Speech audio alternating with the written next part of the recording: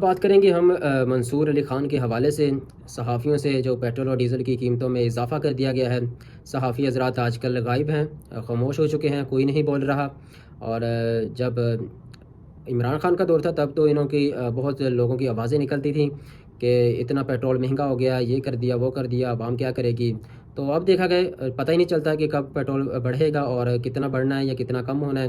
تو صورتحال تو بہت زیادہ عجیب و غریب ہے۔ باقی ہم ایک صحافی کا جو آپ کو ٹویٹ دکھانا چاہتے تھے وہ میرے پاس ابھی اسکرین کے اوپر نظر آیا تھا۔ میں نے سوچا کہ آپ لوگوں سے بھی شیئر کیا جائے کہ صحافی حضرات جو جہاں پہ بیٹھے ہیں آواز اٹھائیں۔ تو آواز تو کوئی بھی نہیں اٹھا رہا۔ ایک صحافی نے اٹھائی تھی آواز، منصور علی خان نے، تو وہ بھی اٹھائی تھی تب جب عمران خان کا دور تھا۔ اب تو انہوں نے آواز بھی نہیں اٹھائی، نہ کوئی ٹویٹ کرتے ہیں اس حوالے سے۔ تو جو تب آپ میری اسکرین کے اوپر دیکھ سکتے ہیں منصور علی خان کا جو ٹویٹ تھا، وہ کہتے ہیں کہ حکومت کو چاہیے تھا کہ پیٹرول اور پمپوں پر بڑے بڑے سائن بورڈز لگوا دیں جس پہ لکھا ہوگا گھبرانا نہیں۔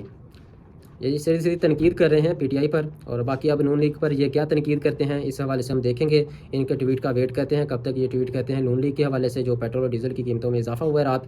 تو اگر پی ٹی آئی کے دور میں انہوں نے گھبرانا نہیں کا جو سائن بورڈ لگانے کا فیصلہ کیا تھا، اب دیکھیں نون لیگ کے بارے میں کیا لکھتے ہیں یہ اور کیا رائے دیتے ہیں۔ تو باقی اللہ پاک ہم سب کو حفظ و امان میں رکھے۔ باقی پریشان نہیں ہونا، پیٹرول ڈیزل کی قیمتوں میں اسی طرح اضافہ نظر ہی آتا رہے گا، کمی تو کبھی نہیں نظر آئے گی۔ اور جس طرح کی یہ صورتحال ہے ایران اور امریکہ کی جنگ کی،